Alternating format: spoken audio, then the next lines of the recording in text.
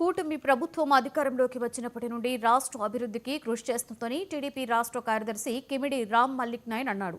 ఎన్నికలకి ముందు ఇచ్చిన మాట ప్రకారం విశాఖను ఐటీ హబ్గా మార్చే దిశగా సీఎం చంద్రబాబు, మంత్రి లోకేష్ పనిచేస్తున్నారని తెలిపారు.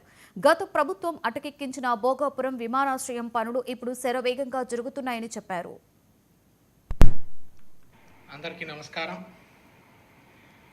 తెలుగుదేశం పార్టీ అధికారంలోకి వచ్చిన రోజు నుంచి కూడా ఉత్తరాంధ్ర అభివృద్ధి కోసం, విశాఖపట్నాన్ని ఒక ఐటీ హబ్గా మార్చడం కోసం అనేక పెట్టుబడుల్ని తేవడం జరుగుతుంది.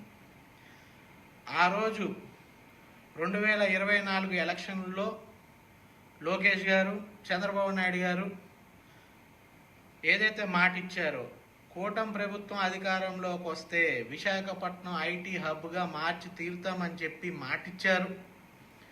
మరి ఆ మాటను నిలబెట్టుకుంటూ ఈరోజు మనం చూస్తే టీసీఎస్ 10,000 ఉద్యోగాలతో ఓ క్యాంపస్ ఏర్పాటు చేయబోతుంది విశాఖపట్నంలో. కాగ్నిజెంట్ 8,000 ఉద్యోగాలతో విశాఖపట్నంలో ఓ క్యాంపస్ ఏర్పాటు చేయబోతుంది. నిన్న మొన్నే గూగుల్ ప్రకటించడం జరిగింది, విశాఖపట్నంలో అవుట్ సైడ్ యుఎస్ అతిపెద్ద క్యాంపస్ని విశాఖపట్నంలో ఏర్పాటు చేస్తాము అని. మరి నాలుగోది, ఏదైతే భోగాపురం ఎయిర్పోర్ట్ పనుల్ని పూర్తిగా వైసీపీ ప్రభుత్వం నిర్వీర్యం చేసిందో, ఈరోజు అదే భోగాపురం ఎయిర్పోర్ట్ పనులు శరవేగంగా ముందుకు సాగుతున్నాయి. అందరికీ నమస్కారం. తెలుగుదేశం పార్టీ